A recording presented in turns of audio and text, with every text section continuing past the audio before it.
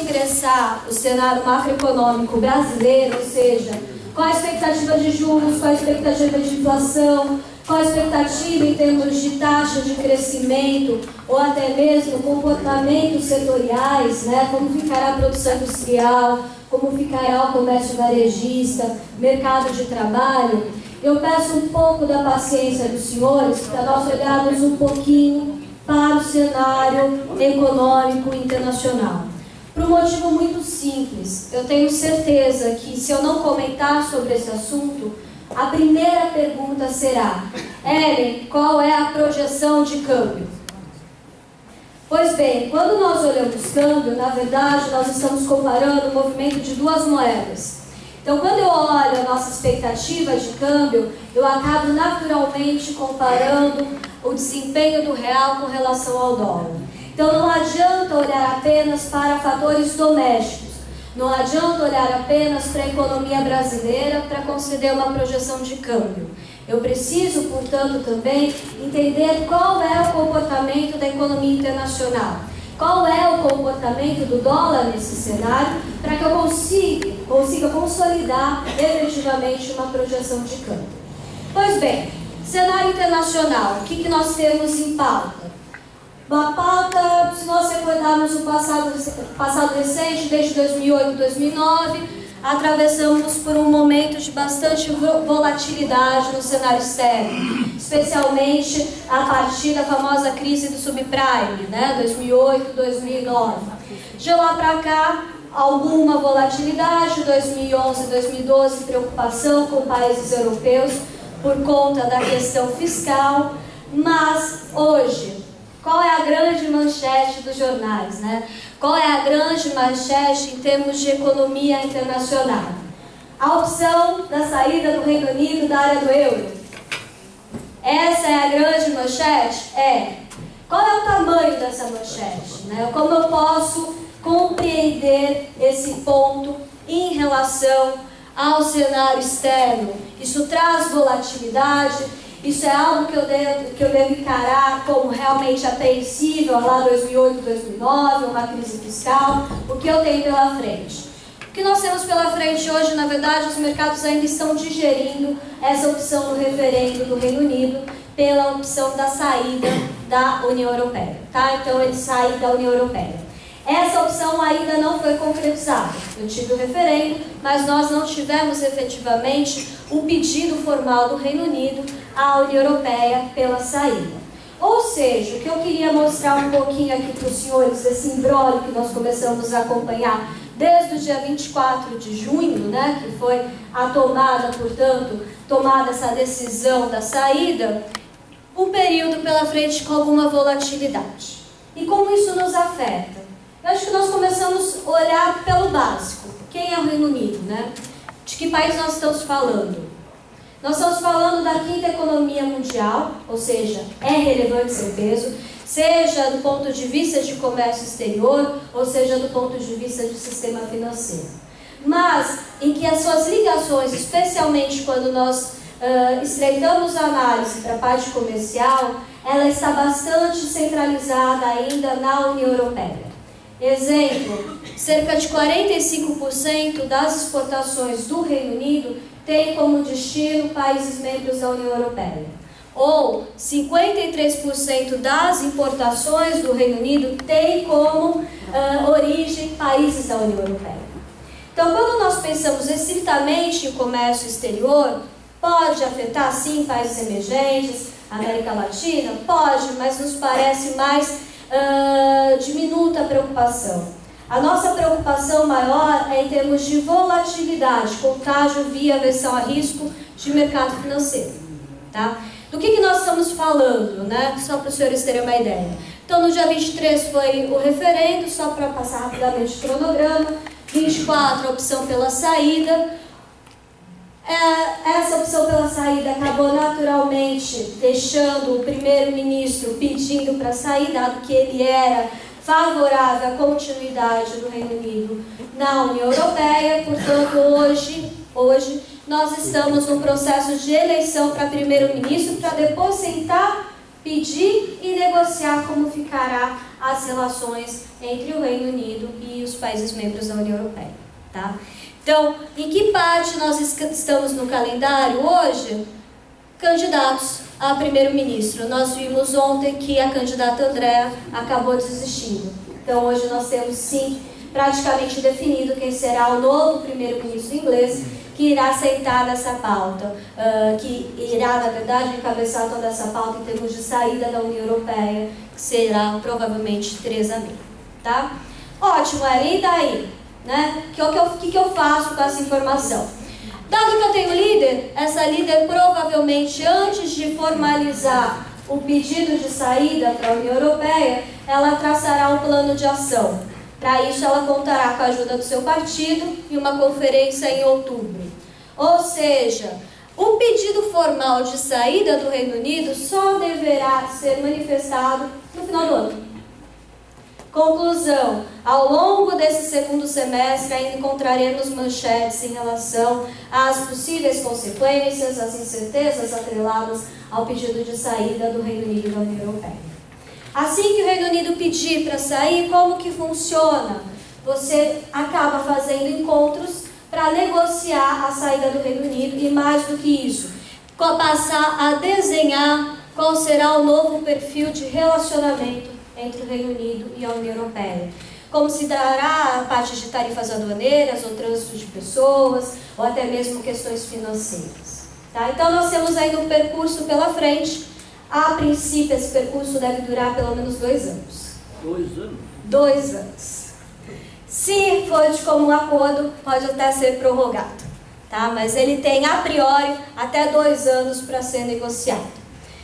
Ótimo, qual o tamanho desse imbróglio? Isso vai nos afetar? Como eu comentei com os senhores, do ponto de vista comercial, o impacto nos parece mais residual. Do ponto de vista financeiro, ele acaba trazendo, especialmente no curto prazo, como eu tenho grandes incertezas de como esse acordo será negociado, ele acaba trazendo um pouco de aversão ao risco para o mercado financeiro, que eu já mostro para os senhores qual é o contágio deles. Quais foram as primeiras medidas adotadas, né, após essa opção da saída do Reino Unido da União Europeia? Primeiras medidas, do ponto de vista fiscal, o ministro de Finanças já apontou para uma redução de impostos. Né? Ou seja, se eu tenho um clima de aversão a risco, eu tenho que diminuir incerteza para estimular crescimento, estimular investimento. Um desses canais é através de política fiscal. Pois bem, reduz de 20 para 15. Mais do que isso, o Banco Central inglês também reduziu a parte de provisionamento bancário para estimular crédito, então aumentar a oferta de crédito no mercado para ajudar na parte de liquidez. Outras medidas que provavelmente virão, redução de taxa de juros, tá? Para mais uma vez aumentar a liquidez. Como que nós já começamos a observar alguns contágios, especialmente na Europa. Então nós já tivemos alguns bancos, o questionamento em termos de solvência de alguns bancos, especialmente italianos. Então, para aqueles que acompanham o mercado financeiro sabem muito bem do que eu estou falando, nos últimos 15 dias, uma volatilidade adicional. Por quê? Se eu tenho um movimento de aversão a risco, o meu prêmio de financiamento fica maior, né, e automaticamente fica mais caro me financiar. Se eu já não tenho uma situação muito saudável, com um grande provisionamento e créditos duvidosos, a minha situação fica um pouquinho mais complicada. Tá? Então a gente começa a observar o primeiro contágio, especialmente via sistema financeiro na Europa. E o segundo ponto, fundos que investiam em mercado imobiliário, especialmente no mercado imobiliário comercial no Reino Unido, acabaram fechando as suas negociações porque se viram com uma baixa liquidez e uma queda expressiva em ativos. Tá? Então, você acaba criando um mood mais de aversão a risco. Não é 2008, 2009, não é 2011, 2012, mas traz uma certa insegurança. E essa insegurança como começa a bater? Do ponto de vista de atividade real, ou seja, pedidos em carteira, produção industrial, toda a parte de comércio varejista, ainda é muito cedo para sentir esses efeitos. Então, quando nós olhamos para um índice que nós chamamos de PMI, que é uma pesquisa com gerentes de compras da indústria de transformação no mundo, nós estamos falando aqui de praticamente 24 países, mais a área do euro, é feito um questionário bastante extenso a esses gerentes, que é questionado desde qual é seu pedido em carteira, até sua perspectiva de estoque, custo de produção, custo de folha de pagamento. Esse questionário se resume em um número índice. 50 é um dado neutro, acima de 50 sugere uma expansão, abaixo de 50 uma retração. Essa informação ela tem uma ótima aderência com o crescimento, com o PIB. Tá? Por que não olhar o PIB direto? Simplesmente por uma questão de defasagem. Eu já tenho uma informação aqui de junho. O PIB do segundo TRI eu só conhecerei provavelmente daqui uns 3 meses. Tá? Então, efetivamente, as últimas informações não conseguiram ainda capturar essa opção do Brexit. Alguns indicadores chegaram a pegar um pouquinho, 20% só do movimento. Então, a economia real ainda não se mostrou uma grande desaceleração. Tá? Mas é claro que outras pesquisas pós-Brexit mostram um crescimento mais lento da economia mundial. Não é uma recessão, como eu comentei, não é 2008, 2009, mas é um crescimento fraco. Então, aonde eu senti esse impacto? Né? Onde a economia mundial sentiu impacto? Né? Bolsa de valores, Reino Unido, Ellen, eu esperaria que a bolsa teria que despencar, né? Pois bem, quando nós pegamos aqui número índice, até que ela tem se comportado muito bem. Como assim? É que mais de 70% das suas ações representam negócios fora do Reino Unido. Tá? Então, segurou muito bem esse canal de contágio. Mas quando eu começo a observar prêmio de risco e aversão a risco, eu vou diretamente para risco e para moedas. Olha o que aconteceu com a Libra com relação ao dólar. Aqui sim eu já começo a observar as consequências dessa história. Então, uma Libra que era cotada em torno de 1,45 por dólar, hoje nós estamos falando de 1,29. Bom, se eu tenho exposição à Libra, eu começo a ficar preocupado, né? Uma reserva de valor importante. Mais do que isso, aversão a risco, eu acabo tendo uma fuga para títulos de boa qualidade. Na Europa, bons alemães. Então eu vou para títulos do Tesouro da Alemanha, de 10 anos. Conclusão, se todo mundo busca esses títulos, o que acontece com a taxa de retorno? Despenca. Não é o único porto seguro. Corro para títulos do Tesouro norte-americano. Também. Então, ou seja, esse clima de aversão a risco acaba naturalmente deixando os bancos centrais mais flexíveis, e isso tem impacto para aquele questionamento que eu brinquei com os senhores, para o nosso câmbio. Por quê? Se eu voltar lá para o finalzinho de 2015, início desse ano, quando nós pensávamos em dólar, né, qual que é a expectativa do dólar para 2016? A expectativa do dólar para 2016 é que ele continue forte, porque a economia norte-americana está se recuperando e, portanto, o Banco Central norte-americano continuará um processo de normalização de taxa de juros. E, possivelmente, em 2016, o Banco Central norte-americano elevará pelo menos 4 vezes a taxa básica de juros. Ótimo. Ingressamos em 2016. Primeira notícia de 2016, preocupação com o crescimento da economia chinesa. Opa, o que está acontecendo? Começa o modo de aversão a risco. Segundo trimestre de 2016, a economia chinesa, o governo chinês injetou estímulos, diminuiu a aversão a risco, mas os dados da atividade norte-americana frustraram. O Banco Central norte-americano retirou mais uma vez o pezinho do acelerador. Mais do que isso, final de junho, a questão do Brexit e esse modo de aversão a risco. Conclusão, aquele dólar mais forte, ainda forte em 2016, diminui um pouquinho. E hoje, aquela perspectiva que era de 4 elevações na taxa básica de juros, hoje era de apenas uma no final do ano. Então, em termos de dólar, nós não vemos hoje um dólar tão forte quanto nós víamos há 6 meses atrás. Então, eu acabo tendo naturalmente uma perspectiva em termos de real, de câmbio aqui, mais favorável para a nossa moeda. Mesmo com esse modo de aversão a risco, esse modo de aversão a risco, hoje, ele está mais com uma cara de aumento de liquidez. Como que eu vou combater essa aversão a risco? Como que os bancos centrais estão sinalizando, os principais bancos centrais das economias desenvolvidas estão sinalizando o combate ao Brexit? Via aumento de liquidez. Eu estimulo o crédito, ou eu reduzo a taxa de juros, enfim, aumenta a liquidez. Se aumenta a liquidez, esse recurso tem que ir para algum lugar. Se eu tenho uma economia redonda, se eu tenho uma economia saudável do ponto de vista macroeconômico, a minha moeda vai apreciar nessa história. Em que sentido essa economia seria prejudicial para países emergentes? Se eu tivesse um movimento de colapso na atividade mundial. E não é isso que nós estamos falando hoje. O que nós estamos falando é de uma economia que cresce, mas de forma bastante lenta ainda. Então, em termos de crescimento, nós estamos esperando o mundo crescendo ao redor de 3%, 2,7% esse ano que vem também mais próximo de 2,7%. É um mundo que ainda não é muito favorável em termos de comércio exterior, né?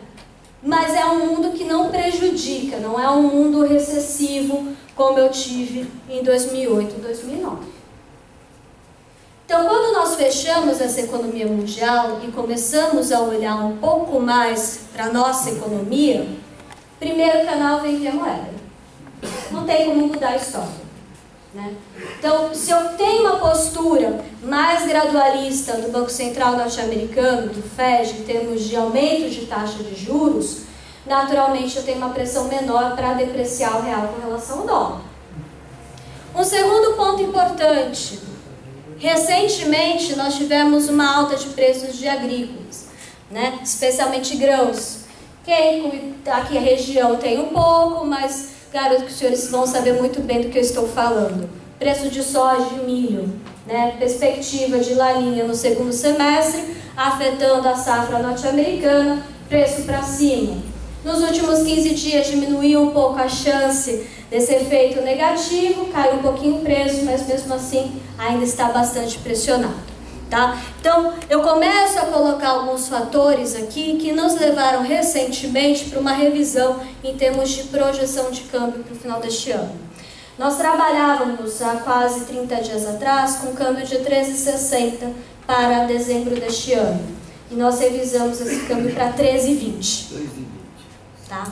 Então essa é a nossa projeção de câmbio para final de 2016. Era em 2017, nós estamos com 3,30, mas eu já chego lá. Tá? 2016, 3,20 de câmbio, que nos levou, portanto, a essa revisão. Primeiro ponto, essa questão externa, né? Deixando o FED com uma postura mais gradualista. Segundo ponto, preços de commodities, ajudando aqui nossa balança comercial, lembrando que parte relevante do que nós exportamos são commodities, especialmente commodities agrícolas. Terceiro ponto, se a nossa balança ficou melhor, quando eu observo o fluxo, as transações que o Brasil tem com o resto do mundo, eu também obtive um resultado mais satisfatório do que eu esperava anteriormente, né? Então, o que nós chamamos de ajuste em conta externa ou ajuste externo foi mais rápido do que esperado antes, que na verdade é a necessidade de financiamento externo. Nós ficamos mais próximo de 0,5%. Tá? Então, ou seja, nós fizemos um baita ajuste em termos de contas externas mais rápido do que esperado anteriormente, que nos permite, portanto, ter uma moeda mais apreciada do que nós teríamos antes. E o quarto ponto, que também é importantíssimo, toda a questão política. Tá? O endereçamento da questão política, mais no sentido de ganhos de governabilidade, para conseguir endereçar efetivamente a nossa questão fiscal, e esse sim é o nosso calcanhar de Aquiles, traz ganhos em termos de expectativa e ganhos de percepção de risco país. Então, quando nós olhamos o que aconteceu com o risco país recentemente, isso fica claro. Essa percepção de risco país de 5 anos é um título negociado, se chama CDS, que nada mais é do que a probabilidade, ele atribui, né, ele leva em consideração a probabilidade de algum default, alguma inadimplência desse país nos próximos 5 anos. Tá? Ele chegou no finalzinho de 2014, ele estava cotado em torno de 180 pontos, grosseiramente falando, seria a diferença em termos de taxa de juros que o Brasil deveria pagar caso quisesse financiar no mercado externo, levando em consideração uma taxa de juros do Tesouro norte-americano, tá? E aí chegou, imaginem os senhores, uma empresa, saí de 200 pontos, de diferença fui para 500. Ah, Ellen, mas eu senti isso. Claro, porque mais do que levar em consideração o risco país, isso acaba afetando todo o financiamento do sistema financeiro. Porque apesar da minha empresa ter uma administração redonda e não ter nenhum problema, ele leva em consideração o custo do país. Tá? Então, a percepção, o endereçamento da questão política em termos de ganho de governabilidade, lendo aqui nesse caso a questão do endereçamento do fiscal, acabou diminuindo o risco do país. Se diminuir o risco do país, aprecia a moeda. Está diretamente ligado. Né? Eu me lembro que há uns 6 meses atrás, quando me questionavam, qual que é o câmbio para o final do ano? Qual é a sua percepção de risco do país para o final do ano? É a mesma informação. Eu vou até voltar para os senhores observarem. É o mesmo gráfico. É a mesma trajetória. Porque nós estávamos coordenados justamente com a dúvida de qual seria o futuro do fiscal aqui na economia brasileira. Então, a percepção de ganhos de governabilidade ajudou no meu risco e, naturalmente, apreciou a minha moeda. Então, quando eu coloco esses 4 ingredientes em pauta, a nossa percepção é de um câmbio mais próximo de 13,20 para o final desse ano, 13,30 no ano que vem e 13,40 em 2018. Ou seja, eu tenho mais escadinha. Mas será que eu não tenho consequências? Esse câmbio de 13,20 ele é sustentável ou não? Ainda mais para a região dos senhores, onde importação e exportação tem um peso bastante importante. Qual que é a nossa leitura, né? Uma primeira coisa importante, é mais técnica, mas eu preciso comentar, é de que nós temos um player importante no mercado que acaba atuando e no curtíssimo prazo muda um pouco a cotação, mas não muda a tendência, tá? Não muda a trajetória. Se eu tenho uma trajetória para apreciar e para 3,20, eu posso postergar um pouco até chegar em 3,20, mas não muda essa trajetória, que é a questão da atuação do Banco Central. Então, para aqueles que trabalham com o mercado cambial, sabem muito bem do que eu estou falando. Tá? Então, ao longo de 2013 e 2014, o Banco Central ele adotou uma postura para evitar uma depreciação muito rápida do real com relação ao dólar, fez os famosos contratos de swap, grosseiramente falando, só para ficar mais claro aqui para nós, né? O que ele fez nessa opção? Ele entrou vendendo dólares, se comprometendo em recomprá-los no futuro. Pois bem, futuro momento chega, né? E nessa brincadeira de acumular, de minimizar o impacto da apreciação, ele acumulou quase 100 bilhões de dólares. Como que eu resolvo isso? Não tem mágica, eu vou utilizar o mecanismo inverso. Então agora eu preciso necessariamente vender esses dólares para zerar minha posição. Então se eu tenho um movimento muito forte de apreciar minha moeda, para apreciar minha moeda, nós temos, por outro lado, o Banco Central que entra comprando dólares. Então, esse movimento ele é mais gradual. Tá? Então, resumo, nós estamos falando hoje que esse estoque de 100 bi já virou 60. E se o Banco Central continuar na atuação que ele tem mostrado nas últimas semanas, nós estamos falando que esse estoque zerará até o final deste ano. Então, ano que vem vai estar mais livre essa história. Tá bom? Um outro ponto importante em termos de sustentabilidade, né? Qual que é o valor FER hoje do câmbio? Ótimo que são projeções de 3,20, mas qual que é o valor FER? Como nós economistas projetamos o câmbio? Né? Cada economista tem um modelo, mas em linhas gerais o que nós levamos em consideração? Fundamentos. Que fundamentos? Especialmente fluxo. Né? Entrada e saída de dólares da minha economia. Do ponto de vista comercial, do ponto de vista financeiro. Então, o que nós olhamos, né? Essas 3 primeiras premissas. A primeira, preço de commodities, nos interfere automaticamente em termos de balança comercial. Segunda premissa, custo país, risco, aquele CDS que eu mostrei para os senhores. Terceira premissa, comparar o real com uma cesta de moedas, inclusive com relação ao dólar. Tá? Mas, olhar uma coisinha de cada vez, não é melhor combinar? Sim, é melhor combinar. Então, depois eu disponibilizarei a apresentação para os senhores, que eu sei que é maldade ler essa tabelinha agora. Mas a ideia é que os modelos daqui para frente, nós combinamos essas variáveis. Não satisfeitos em combinar essas variáveis externas, nós também começamos a olhar para o câmbio real. Desconta a inflação. De qual cesta? Com uma cesta de 99, com uma cesta de 88 e assim por diante. Tá? Então, quando nós olhamos esses diversos modelos, nós temos uma média em torno de 13,30, 13,27, 13,30. Então, o câmbio FER hoje, em termos transacional, em termos de fundamento, seria algo mais próximo de 13,30, 13,25, 13,30. Tá?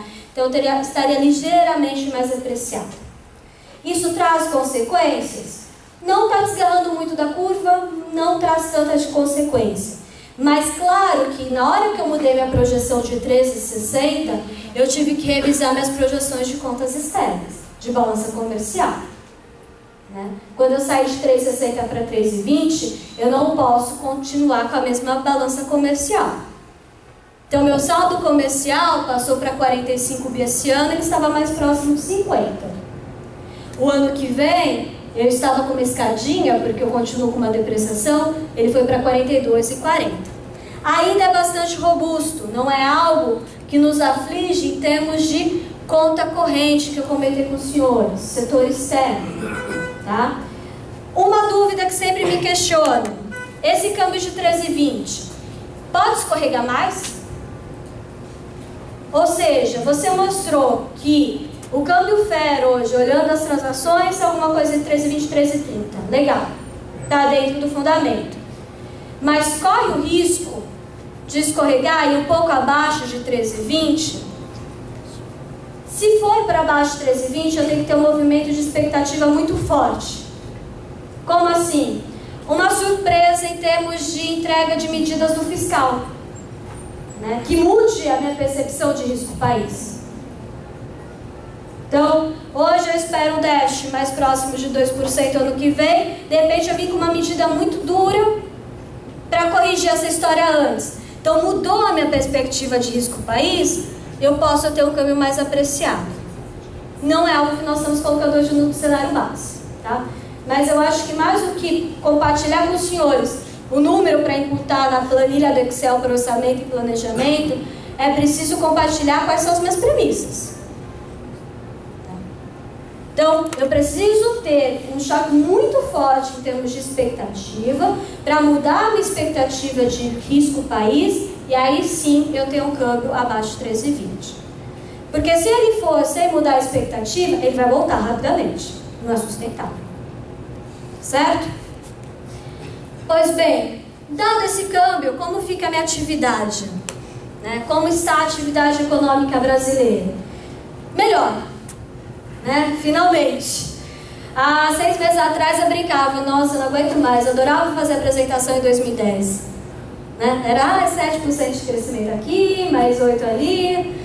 Pois bem, quando nós olhamos hoje os dados da atividade, nós notamos que o famoso parou de piorar. Tá? Parou de piorar e começamos a ter alguns sinais em setores específicos melhores.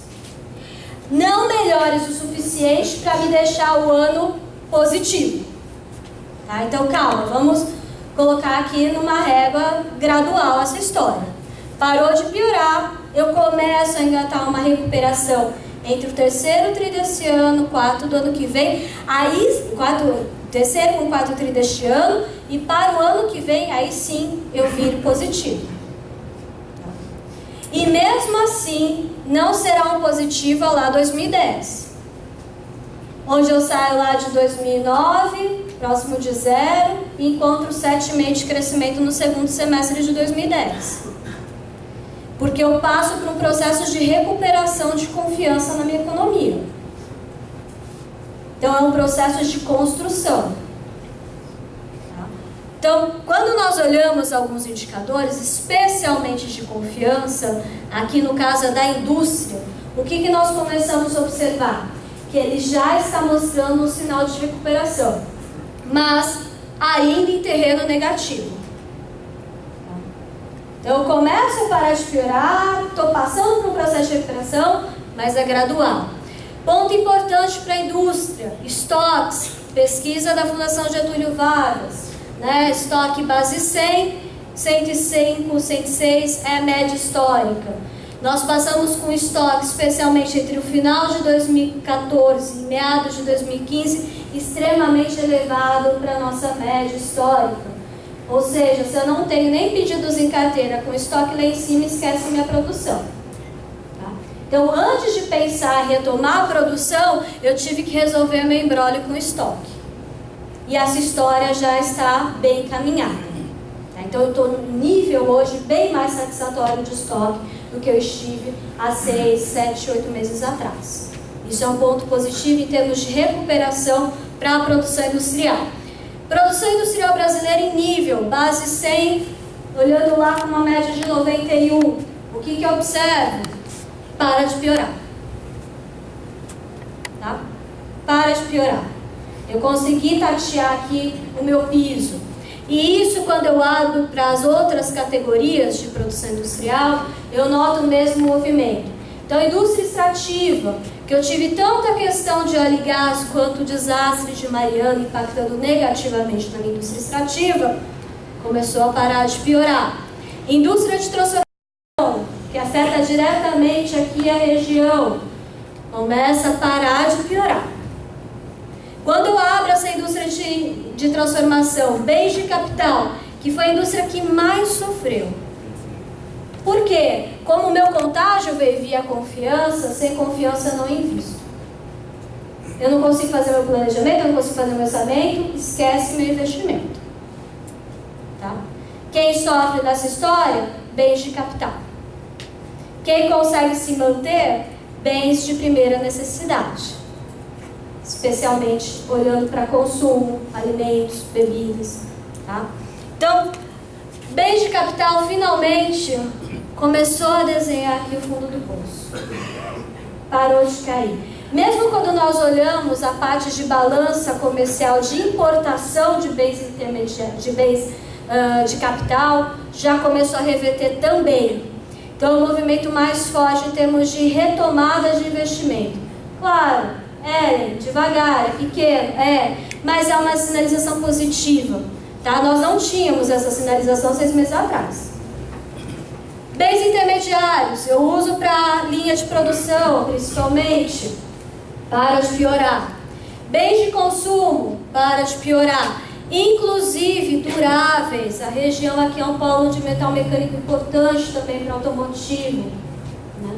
Então, eu olho para a parte de bens duráveis parando de piorar. Quando eu olho especificamente para o setor automotivo, a linha vermelha é a parte da oferta, a linha azul é de demanda. Já há algum tempo, a linha de oferta passando abaixo da linha da demanda.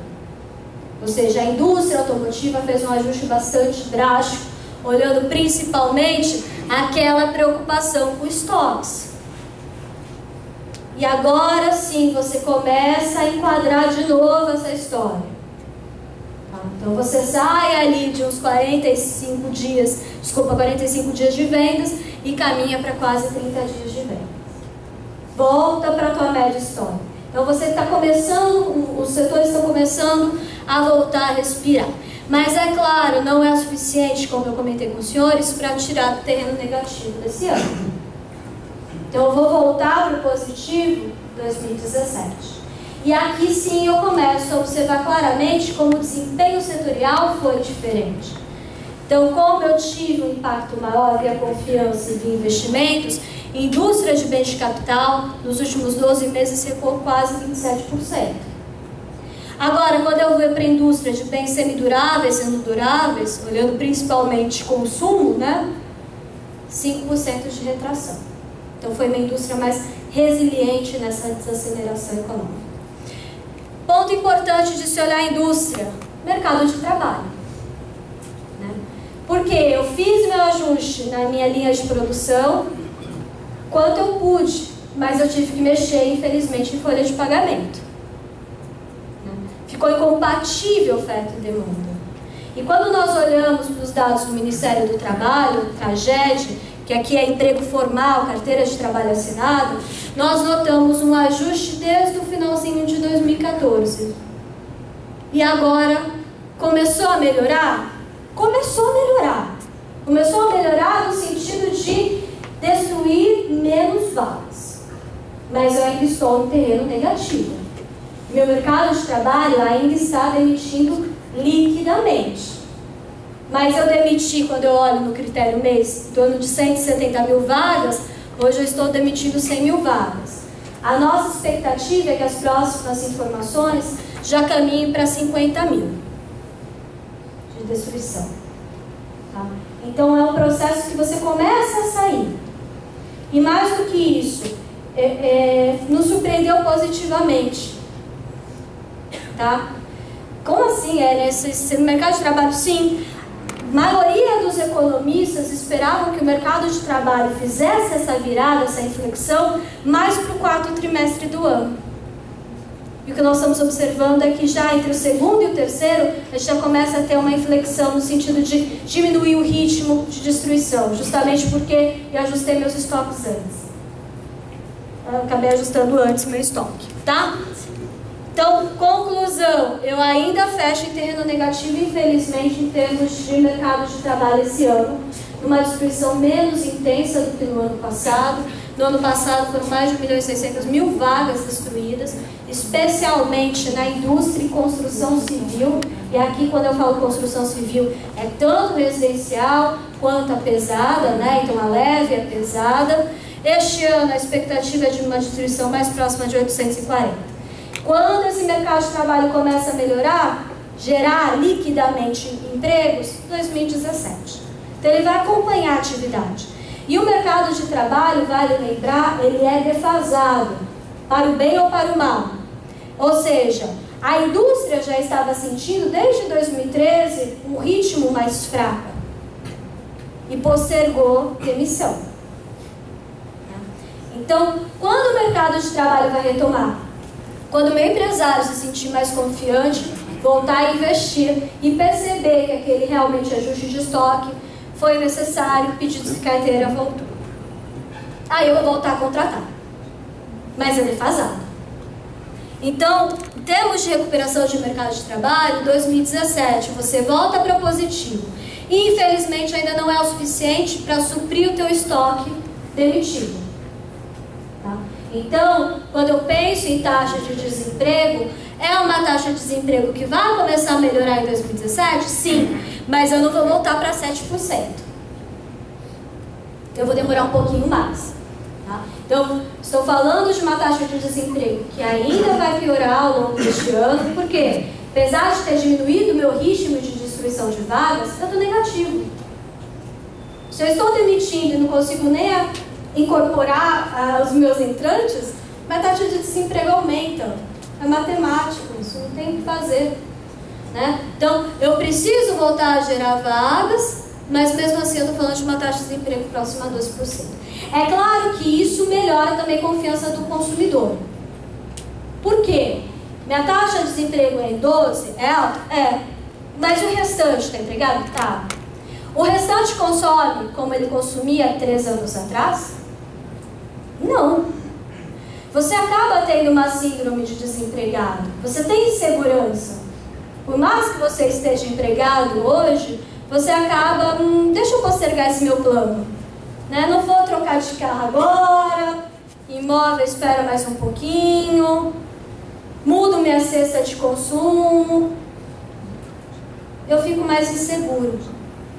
Quando eu começo a reverter esse meu mercado de trabalho, é natural também que esse consumidor que está mais avesso hoje, volte ao mercado consumidor. Fique mais confiante. E isso começa a bater também em atividade no comércio varejista.